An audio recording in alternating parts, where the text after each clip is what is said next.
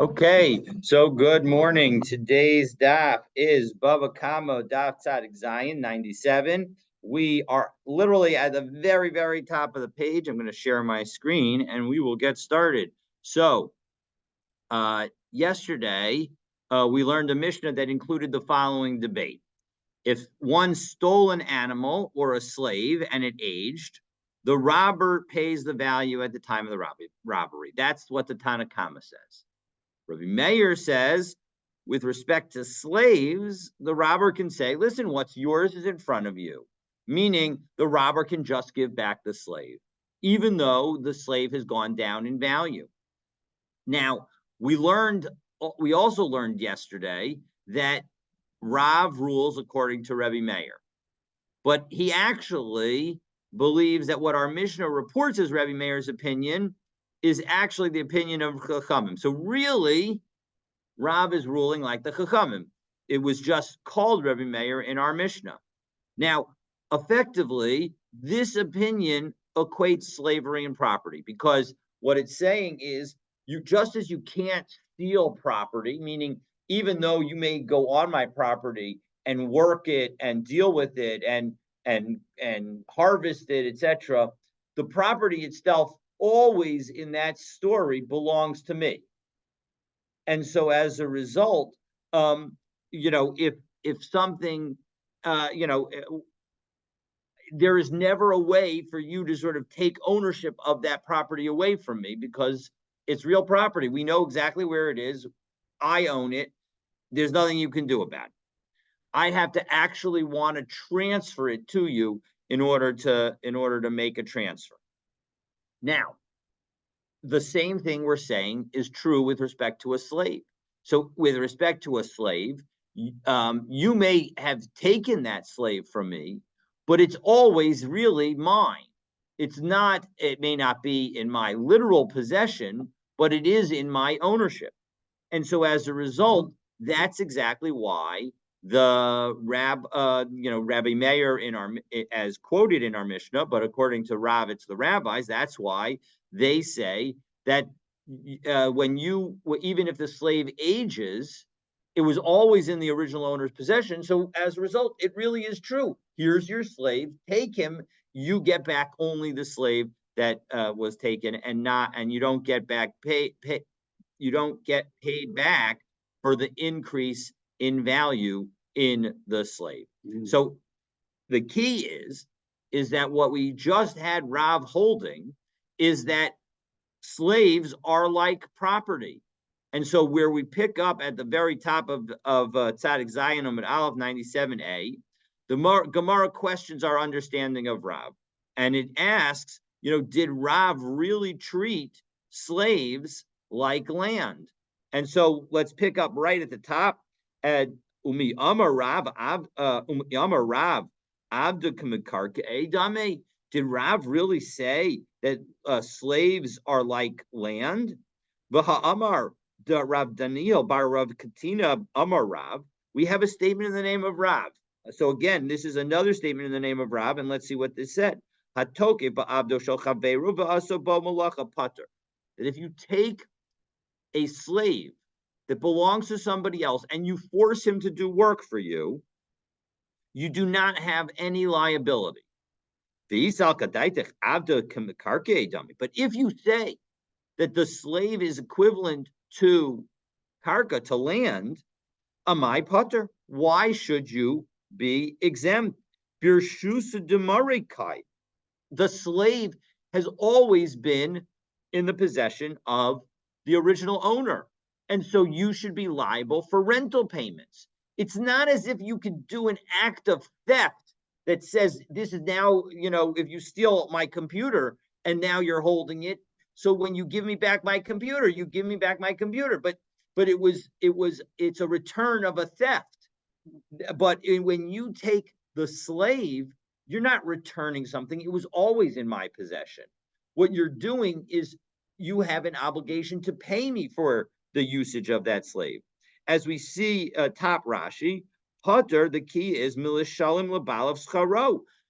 And yet we said that you are exempt from having to pay me the liability associated with its rental. So how could that be? So Hakabamayaskinan, the Gemara answers, here's what we're talking about. Shelo b'shas malacha. You use my slave at a time when I was not going to otherwise use it. It was a time for relaxation, or it was a time that I didn't have the work for the slave to do. The bottom line is that I wasn't using the slave, and so you were going to use the slave. Ki hada shalach le Rabbi Abba Barlamari Barmar. And this is like, actually, let's take a look at Rashi because he's going to highlight it for us. Shelo b'shas malacha, b'shas she'enu ragil lasos malacha. At a time, you took him at a time where I'm not regular to use him for work.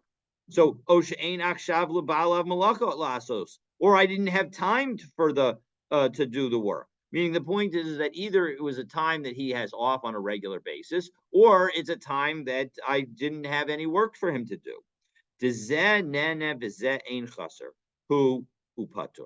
this is a case of one side benefiting and the other side not losing. So when you take my slave, we're not concerned, unfortunately, about the rights of the slave. The slave has no rights. But when you take my slave and I wasn't using him, so you're going to benefit and I don't lose because my slave is still my slave. You're taking the slave without asking for him? Yes, that's what we're talking about. That's the question. I know. It's not a good thing to do. And we're not saying that it's permitted. And indeed, we'll see more about that. So this is going to enter us into a discussion of the concept of this one benefits and this one doesn't lose. And this is what we're going to say, because that's Kihada Shalach Rabbi Rabbi Abba Lamari Barmar. That's the story that we're 1, 2, 3, 4, 5, 7 lines down, where we had the following. By me name Rav Huna, they asked Rabbi Abba asked Rav Huna, or told Rav Mari Barmar to ask Rav Huna. Hadar b'chatzar chavero shalomi daito. If you live in a courtyard that belongs to someone else without the person's permission, tzarich lahalos lo schar o ein tzarich lahalos lo schar. Do you have to pay rent for doing that? The shilchulei eno tzarich lahalos lo schar. And we said in the end that you don't have to pay the rent. So why don't you have to pay the rent? It's because of zenena v'ze'ein chaser. The one benefits and the other one doesn't lose. So the Gemara says this is not a good comparison, because hachi hashta bishlama hasam. It makes sense in the case over there when you're going to be using somebody else's courtyard, that you will allow you to live there without actually having to pay. Again, this is not to say that lichatchila one should do it. It would still be considered stealing, but it's on some level. But or at least, well, we'll see about, maybe there's an argument that it wouldn't be stealing, but at least at the moment, the point is that you might not be allowed to do it, but at least the question is you wouldn't have to pay for it. So because why would you allow it in that situation of of the courtyard? Because Bain Lamanda Amr Yatva Yosef Nichale, because either having somebody inhabit a location, inhabit a house that is good for the house, it makes the house habitable, and so as a result, it's good for the owner, because as Rashi puts it, that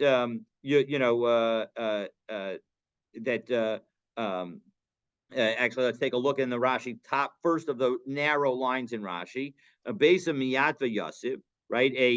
By dwelling in a house, it remains dwellable. Zeh hadar b'tocha hahanula by zeshahu miyusha b'diyurin. That through the dwelling in it, he's going to create benefit for it, because it will, because ein connects Rashi, Yosef ein charav lefisha hadar betocha tam umash b'chsad kei tamid. It's not going to fall apart, because any kind of repairs that need to happen, that you'll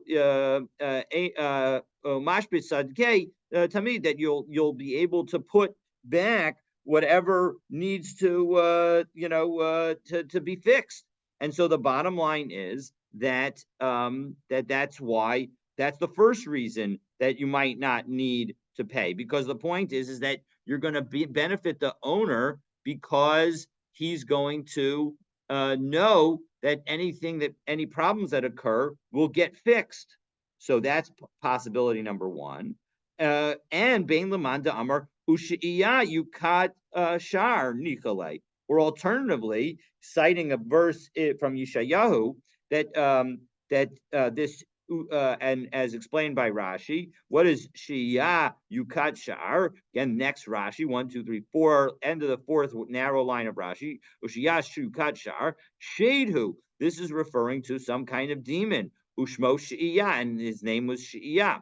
Makatat Sha'arim, and he would tear down gates, the Kotle Bayit, and the walls of houses, She'ein Adam Dar B'tocha, when there's nobody living in there. So the point is either there's this concept of entropy, where if you don't have any action on something, it will fall apart. And so as a result, that's the second explanation. So either we view the person as a positive because they're gonna fix things, or we view the person as a positive because they're going to prevent everything from falling apart. But the bottom line is that that is true with respect to living in the courtyard. But here, is the owner of the slave going to be happy that his slave became weakened as a result of the work that you had him do? So we're going to answer that. Amre hachanami nichale delo listere abde. Actually, the owner will be happy that his slave doesn't become used to not working. That if we in fact allow him to not work, so then he's going to be accustomed to it. And now we have a story, Bey Rab Yosef, that actually builds on this idea that we're going to say that that somebody thought that they could apply this logic. Bey Rab Yosef Bar Chama, so the home of Rab Yosef Bar Chama, Havu Takiv Avde de Inche Damasik Bahuzuze, that if somebody owed them money, they would grab onto the slave and work that slave. And they would do work with that slave. So Amar Le, Rava, the son of Rav Yosef Bar Chama, said to his father, "My time of Marhachi, why are you doing this? Meaning, what's the basis for you? I want to learn your basis." So Amar Le, the Amar of Nachman of the Nahom Krese Lo Shabe, that a slave isn't worth the bread of his stomach, meaning slaves don't usually produce as much as they eat. And so as a result, I'm doing, given the fact that these people needed to borrow money from me, I'm doing them a favor because I wanted to, by making sure that they're fed while they're doing work for me, and they don't usually, and that's a benefit to the owner. So Amar Le, Ema Damar of Nachman, Kagon Daru Avdei. No, Rava says to his father, when Rav Nachman said his statement about slaves not being productive, that was talking about his own slaves, Daru. Because what did Daru do? The Meraked Be Kobe, that he would dance in taverns. Kulo Avde Avad Avde, but other slaves do work sufficiently to pay off their food. After all, that's why people want to own the slaves. So Amar Le, so again, the father says back to his son Rava, Anna Karav Daniel Svirole, I hold like Rav Daniel. The Amar of Daniel bar Rav Katina Amar Rav, as was said in the name of Rav, Hatokiv Abdu Shal Chavero V'asa Bo Malacha Pater, that one who takes the slave of somebody else and works with him doesn't have any liability. Alma Nichale Delo Listre Abde, because he's going to be happy that his slave doesn't get used to not working. So Amar Le Hani Mili Hechadelo Masik Bahuzuze.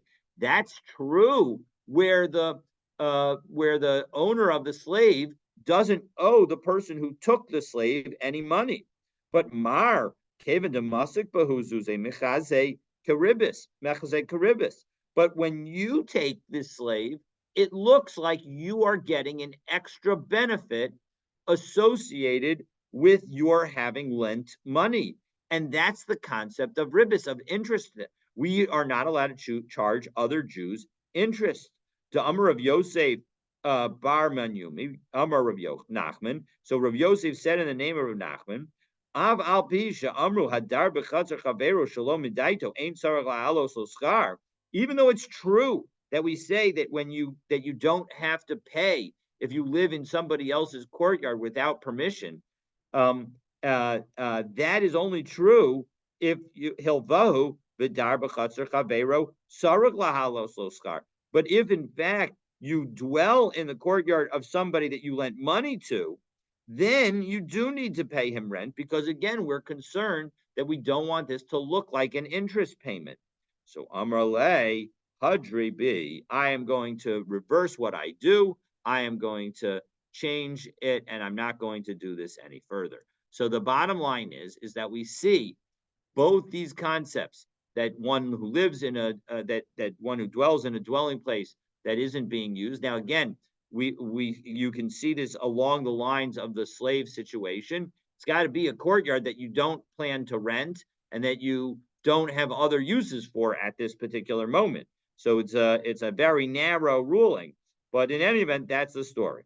Okay, so now our Mishnah, the Gemara now reports a debate regarding using a boat without permission. So Itmar, Hatokef Sfina so Shalchavero Va'asa Bo Malacha. If you use a boat without permission, Amarav Ratza Skara Notel, Ratza Pachasa Notel. The owner can choose, does he want to get the rent for the boat, or does he want to get paid for the amount that the boat's down in value as a result of your having used it? Shmuel Amar Enu Notel El Pachasa. No, Shmuel says no. You only get the depreciation in value. You don't get any other payment because Amar Rav Papa, and Rav Papa now says Lo Pligi. Actually, they don't argue. Rav and Shmuel actually agree. Now there are two ways that we're going to have them agree. So number one, Hada Avida La'agra, Hada Lo Avida La'agra. That when the boat is set up to be rented, so then everybody would agree that Rava, and say that you could charge either the rent or the depreciation. So if the guy heavily used the boat and it's went down in value more than the value of the rent, so then you would charge them the depreciation. And if the value of the rent is higher than the value of the depreciation, you would charge the value of the rent. Whereas if in fact and the other ruling, Shmuel saying it was when the boat is not for rent. So when the boat's not for rent, so then it's clear that you were stealing, you were engaged in theft. And so as a result, all you have to do is pay back the original amount, the original value. And the original value, it can be paid back by giving back the item and paying for any depreciation, any reduction in the value. But there's also, you can also explain this again, saying that Rava and Rav and Shmuel do not argue by saying the following: really, it is intended to be rent. And what's the story? In one case, the person went to rent the boat. So if the person went to rent the boat, so then you can then the owner of the boat can choose, does he want the rent or does he want the depreciation? But in the other situation where Shmuel's talking about, he's saying that it's talking about a situation where the person wanted to steal it. And so as a result, if you wanted to steal it, so then you would only get paid the depreciation. And Rashi points out the interesting situation. So nachas la adaita de agra. So if take a look in Rashi 1, 2, 3, about 15 lines down in Rashi, that if the person wanted to rent it, so ratzaschara, if he wanted to rent it, notel. So then the owner can get the rent. So I'm sorry, ratza skara notel. If the owner wants, he could take the rent. The im pachta yasser al skara. But if, in fact, the value of the boat went down more than the rent, notel de me pachta, then he can get paid the amount of the depreciation, the amount of the reduction in value. Daha al karchach shakla begazlahu, because he took it against the guy's will, he took it without his permission, and so as a result, it's like he's a robber, and as a robber, he has to pay back the original value. So nachas le'adaita de gazlanusa. On the other hand, if the person came and intended to steal it, well, then afilu schara gadol mipachta, even if the rent is much larger than the depreciation, lo yahiv le pachta. You don't you ela pachta. You would only have to give the reduction in value to kol hagazlanim mishalmin kishas hagzela, because all thieves only pay the value of the amount that was of what was stolen at the time of the theft.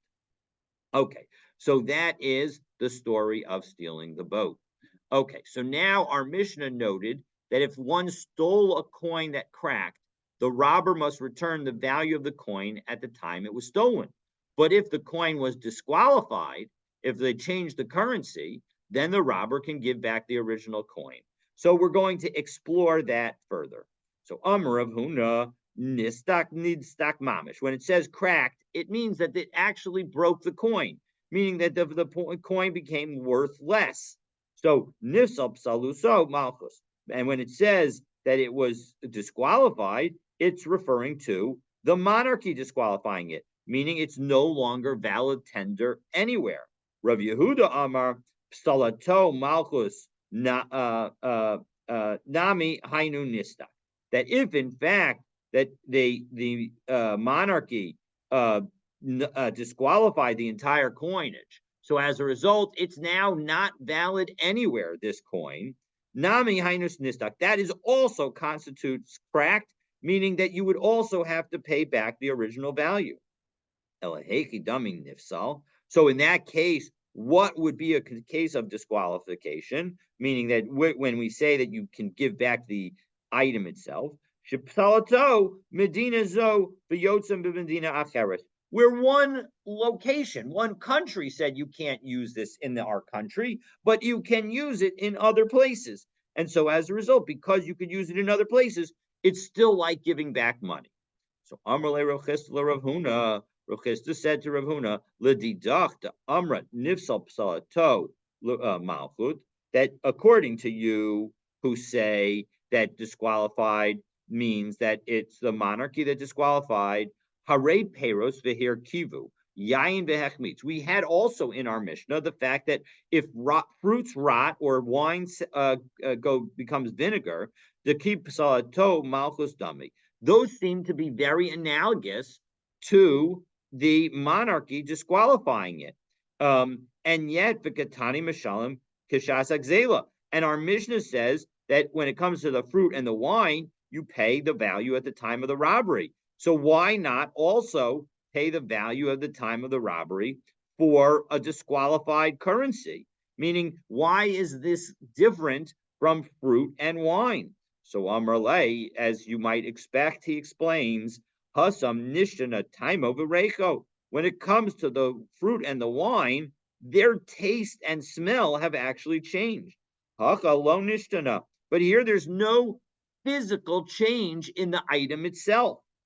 So Amrle Rabba Rav Yehuda, and the Masoras Hashas changes this Rabba to Rabba. So Rabba says to Rav Yehuda, so we had a question first of the first view of Rav Yehuda that it, and then I'm sorry. First we had a question of Rav Huna, and then we had a question of, and now we're going to have a question of Rav Yehuda. So first we had the question on the first opinion, that it means that disqualified means that the monarchy disqualified it, meaning that it's not good anywhere. And now we're going to have a question to Rav Yehuda, who says that when it says disqualified, it means that it's disqualified in this location, but it works elsewhere. So Amrle Rabbi Rav Yehuda Lidi Dr. Amart Psalato Malchus Nami Hainu Nistak, that according to you, who says that if the monarchy disqualified it, and so it's not good anywhere, that's considered as if the coin was broken, and therefore it has to be the value of it has to be paid back. Hare Truma V'nitmes Dechi Psalato Malchus Dechi Psalato Malchus Dami. But when second, what's the difference between Truma that became Tameh? Truma that becomes tamei is worthless and needs to be burned. And this coinage, which became nullified everywhere, is also worthless. So why is it that you, Rav Yehuda, say that when the monarchy disqualifies it and says that it's no good anywhere, we're going to treat it like it's cracked, and as a result, you're going to have to pay back the value that you had. But yet with Truma, you could say, "V'katani omer lo harei shalcha lefanecha." When it came to Truma, you could say, "Here's what's yours. You can take what you have." Meaning that even though the Truma that's tummy is now worthless, you would be able to give it back. So Amar Le Hasam lo minker hezeka, haka minker hezeka. But there's a difference because when it comes to the Truma, you can't tell that there's anything different about it. There's nothing in the context of the whole world. If you were to go take this truma and you go anywhere with it, you would never have any knowledge. No one would be able to tell unless you tell them that it became tamei. No one would ever be able to tell that it's tamei. However, when it comes to the coinage, if we take a look at the Rashi 6 lines down, up from the bottom of the narrow lines in Rashi,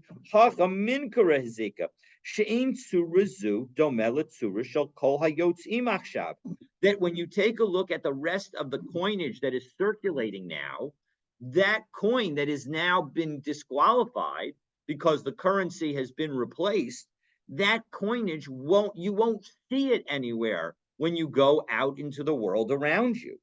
And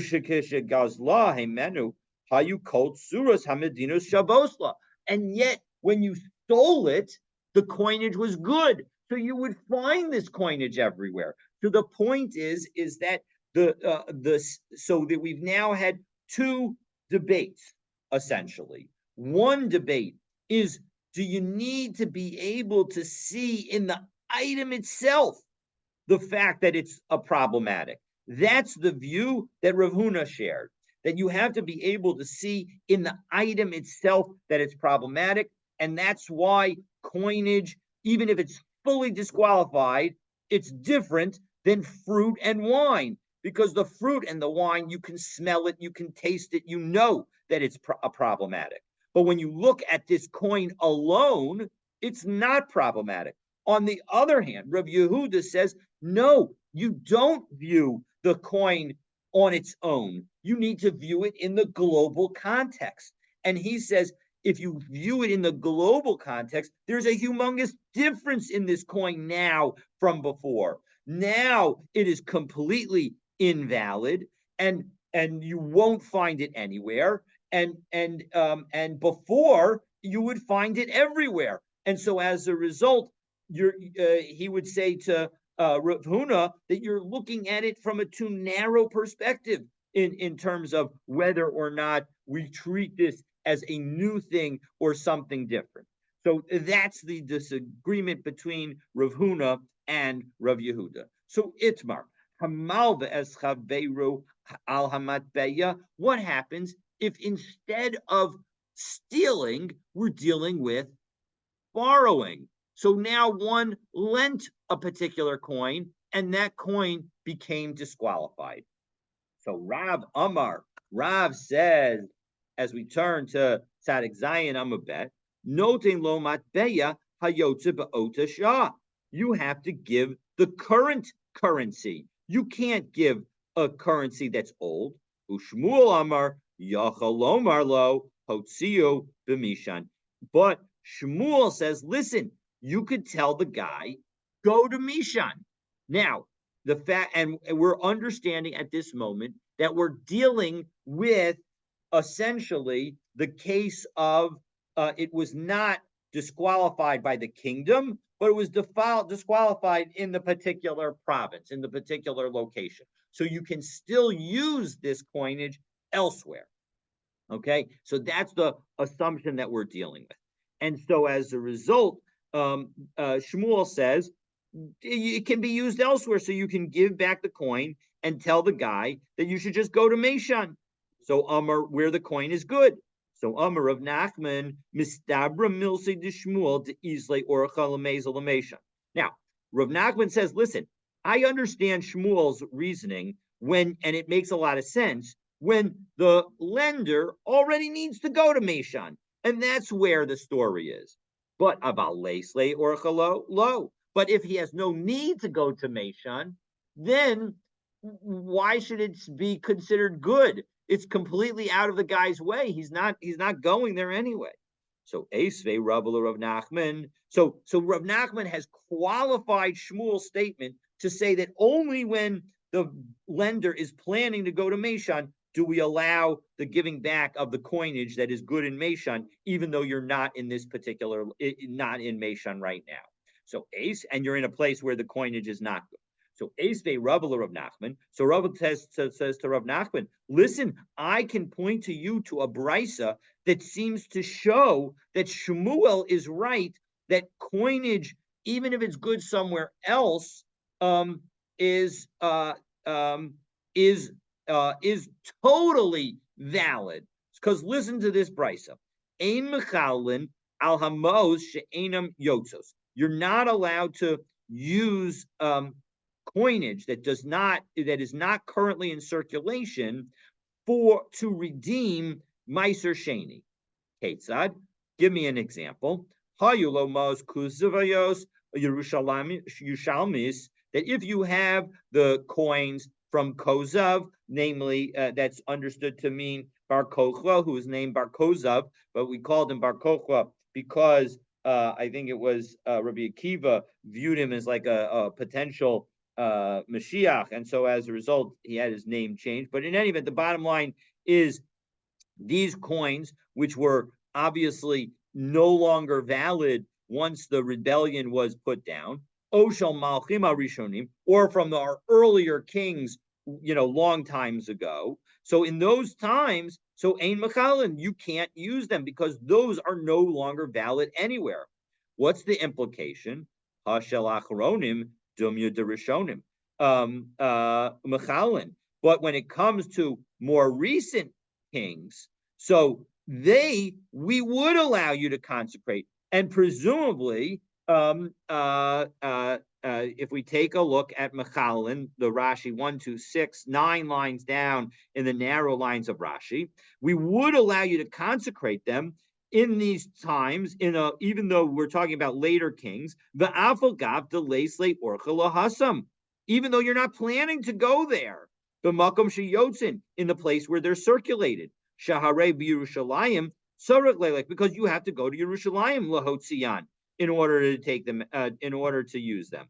The Kashil of Rav Nachman, Aliba de Shmuel, and this seems to be a question to Rav Nachman, who is trying to explain Shmuel to Amar Aval Lesley Orcha LaMeshan Lo, that if you had no reason to travel to Meshan, it wouldn't be good. And so as a result, doesn't this show that in fact you're not going to be able, that even if you don't have to go to Meshan, your coinage is considered good?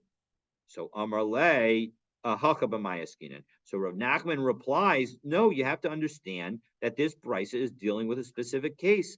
Kishe'ein malchuyos makpidos zoalzo. That's a case where the various countries don't care about transferring of currency. They will allow you to bring their currency anywhere and other currencies to them. But and that, of course, many countries like the United States is that way today, right? You're allowed to bring. You may have to report the currency, but you're allowed to transfer currency. But the place where Shmuel made his statement, El Ki Amar Shmuel, Kisha Malchios Makpidozoazo. When Shmuel made his statement, he was talking about places like Russia, where you don't have the freedom to bring in currency, and if they catch you with any other currency, they can potentially send you home, but they'll take the currency away from you. That's what's most important. So Heichi, but second though, if you're going to tell me that we're talking about a situation where the other currencies are illegal and will be stolen from you and taken from you, Heichi Matzi Mamte Lahu. How is the person who's paying back the coinage that's good in Meshan, how is the person who gets the lender, how is he supposed to get the coinage to Meshan? He's now in a place where he's not allowed to be holding these coins. So he's going to be in trouble and those coins are going to be taken from him. As Rashi says, Kishemalchios makpidos, bitmia, this is a question. I hachi ki isle orcha lemeshan. If we're talking about a situation where he has to go to Meshan, heki matzi mamte lahu, how is he going to get there? Haki kabbil badki lahu, aren't the police officers going to check him? Bnei Medina azu, from the people of this state, umashkachele otan mos, and they'll find this money, umisadele, and they'll take it away from him and he'll lose it. So how in the world is he supposed to go there? Okay, law al hadchak. Well, we're talking about where he can bring the money with difficulty. Why can he do it? Because lo bachashe. We're talking about a situation where they're not going to search him. But the imashkache kapte. And Rashi helps us. But if they do find it, that's when they'll confiscate it. So umashani, as Rashi explains, we're going to answer delo b'chashi, where we're talking about that they don't search. She'ein makpatid kolkach. Yes, there is a rule on the books that you can't have dollars in Russia. However, Sheyahu Bodkin, but they're not so careful that they would actually check anybody. Now that's probably not true in Russia. In Russia, they probably would check. Umachabzin al that they actually go out and look for it. However, but if they did find it, so then they would be careful. Then they would take it away. So hilkach islay orchad sham yikablame. So as a result, if he needs to go to Meshan, as long as he's careful not to take out the coinage so anybody could see it, so he'll be able to do it. The Yotzi l'sham bischora, and he'll be able to go and do business there. The ilav, but if not, what if they're too makbid? The ein yachal laharosam bekan b'farhesia, but he's not the ilav, and you're not allowed to show it publicly here. B'lunei meshan habayin kan, and imrotza lo yikablem. And if not, because he's not even able to show them to the Meshan people who come here, there's nothing he can do with them. So as a result, there's no way that he can use it. So that is what, so in the end, we have successfully supported Rav Nachman's explanation of Shmuel. That when Shmuel says that you can give back coinage that isn't valid here, but is valid elsewhere, we're talking about certainly if there's free circulation, then you can definitely give it back. But even if there's not free circulation, as long as they're not so careful as to prevent, as to try to investigate and take away anybody's coinage from anywhere, then you would be allowed to give it back because the person is planning to go to Meshan anyway. Okay, so that's that. Now we ask another question. Tashma. Now we're going to ask, how can Shmuel say that coins are valid if they are valid somewhere else? We have another brisa that says the following: Tashma. Ein mechalan almos shel kan vehein bevavel. You cannot use the money of here if it's in Bavel to redeem Meiser Sheni, because meaning, and here is Eretz Yisrael. So, and Shel Bavel vehein kan, and you can't use coins of Bavel that are located in Eretz Yisrael. Shel Bavel vehein bevavel mechalan, but you can use coins that are of Bavel, that are from Bavel in Bavel, that you would be allowed to use to redeem Meiser Sheni. So Katani Miyas, but what's the point? One of the we want to make the point out of the following: Ein Mechalan al Mos Shel Kan Vehein Bevavel. You can't use coins from Eretz Yisrael that are located in Bavel. Aval Gav de Sofin Lemezak Lahasam. Even though, of course, you have to bring those coins to Eretz Yisrael. So why not? Why, according to you, Shmuel, right, you say that you need to be able to, that as long as you're going to Meshan, you can use that kind of coinage. But yet here we see that even though you're going to go to Yerushalayim, you can't use Israel's coinage in Bavel. So Hakabamayas Kinan, Kisha Malchios Makbido Zoalzo. So no, that brisa is talking about where the various kings are completely careful not to allow other currencies, and so they'll confiscate any foreign currencies. Well, ihachi shall bavel behem bavel lamai chazu. But when second, we said in that brisa that you can redeem Meiser Sheni in Bavel using coins of Bavel. But if the two Malchiot, if the kingship in Israel is also makbid and won't allow you to bring that coin to Israel, what good is the coinage in Bavel going to be? So Chazad Dezavin Behu Behema Umasak Yerushalayim. It's good because you can buy an animal in Bavel and you can bring the animal to Yerushalayim. So the fruits that you are redeeming, they might have spoiled if you were to try and bring them back to Yerushalayim. But when it comes to an animal would be able to bring it. Now, Tosos here points out that there are other Gemaras that seem to say that you're not allowed to buy animals, live animals with Meiser Sheni money, because in part because we're worried that maybe you'll grow a flock with them. You won't actually use it for food. So you'll be doing things that are inappropriate. So as a result, that's why so how could you do that here? And the answer could be that no, that this is going to that issue is a machlokas, and this is going according to the opinion that says that you're allowed to do it, or alternatively, because of the need, because there's essentially no other way. That's why we would allow you to do it in this case, even though ordinarily we wouldn't want you to do it because of that concern. So that's a question that Tosos asks. So now Vahatanya Hiskinu Shiyahu Amos Yotzes Birushalayim Ibnei Kach. Well, one second, we have a brisa that tells us that all coins work in Yerushalayim. So why why can't you use right? Let's take a look in Rashi. Rashi explains the question. Second of the wide lines at the bottom of Rashi, at the end of the line. V'atanya hitkinu. One second, we also have a brisa that said that all coins pass as currency in Yerushalayim. V'amai tani le'el. Why did we learn in the previous brisa v'lo al shel babel v'hein kan, that you can't redeem Meiser Sheni on Bavel coins that are in Israel? Why would you not be able to do that? This brisa tells us that all coinage works in Yerushalayim.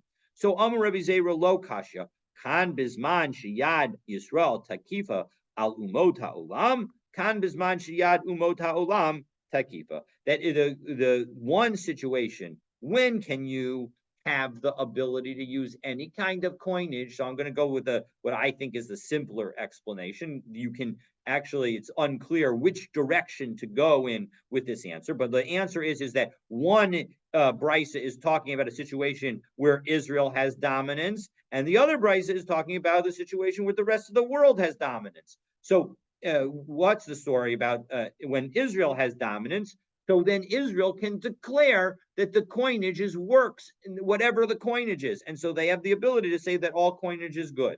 And when do we say, and that's when the brisa was talking about that they enacted all coins to work in Yerushalayim. But when the other nations of the world have control over, even though it says al atzman, over themselves, it really means over Israel. When the other nations are controlling Israel, well, then we don't have the ability to have this decree, and so as a result, we don't have the ability to say that all coinage is going to be valid in Yerushalayim. So that's the story, and so as a result, that's the explanation. And so as a result, we've now explained all through, both brises, and both brises have remained consistent with Rav Nachman's explanation of Shmuel. So Tana Rabbanan, we have now interesting brisa that tells us what some coins look like, and with that we conclude. Tana Rabbanan, Ezehu Matbeya Shel Yerushalayim. What did the coin of Yerushalayim look like? David u'Shlomo mitzad echad. We have David and Shlomo on one side. Yerushalayim Mirakodesh mitzad acher. And we had a figment of an engraving of the Yerushalayim on the other side. Ve'ezu matbeya shel Avraham Avinu. And what was the coinage of in the times of Avraham Avinu? Zaken uzkena mitzad echad. We had an old man and an old woman on one side. Ubachur batula mitzad acher. And a young man and a young woman on the other side. Now, Tosos here, and we have a little bit of time. We made it through the daf. Little interesting Tosos here at the bottom. We can maybe let's do it inside even. The last Tosos on the daf. The Bereshis Ramba Darish v'agada v'egadla shemecha, that in connection with God's promise to Avraham that I will make your name great. What was that a reference to? Shiyatzalo munitin, that this monitin, this monetary, I think it's even the problem, maybe it's from the same root, that this monitin would become well known ba'olam, in the world. Umahu monitin, what is this coinage of monitin?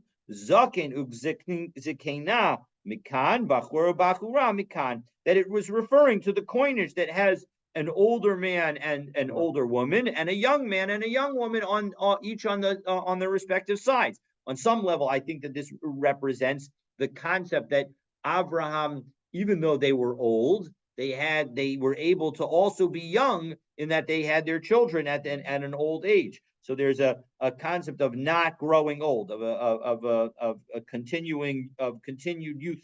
So in any event, the point is that now the Nira. And it seems, according to Tosfos, lo shahayabot surah zakein uzakena. It didn't actually have the picture of an old man and an old woman, mikan, bachur bachura mikan, and the picture of a young man and a young woman on the other side. Da'asur la'asot suras adam, because you're not allowed to make you're not allowed to carve figures of people. Elakach haya katuv mitzad echad zakein uzakena.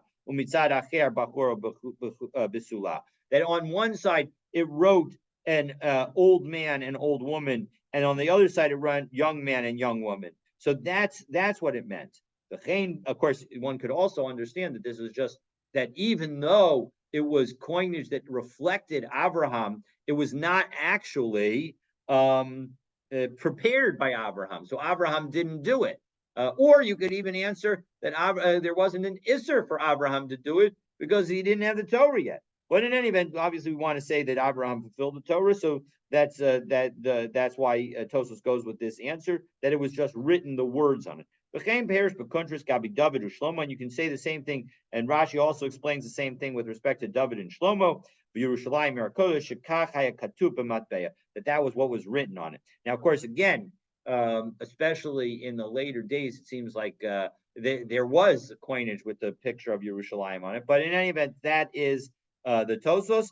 And now the Gemara is going to return to the issue to issues involved in currency changes that happen during the course of a loan. But for that discussion, you'll need to stay tuned to tomorrow's daf. Looking forward to continuing our learning together. Have a wonderful day.